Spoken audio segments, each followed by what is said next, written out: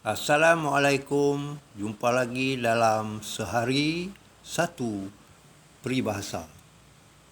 Hari ini kita bawakan satu peribahasa yang berbunyi, diam ubi berisi, diam besi berkarat. Maksudnya, orang pendiam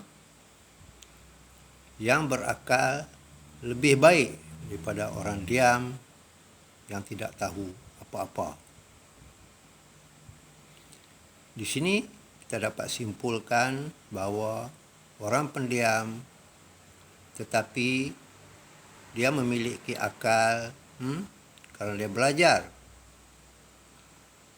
Berbanding dengan orang diam tetapi tidak mahu belajar, maka dia sampai bila-bila pun tidak akan ke mana. Jadi, marilah kita contohi diam ubi berisi daripada diam besi berkarat.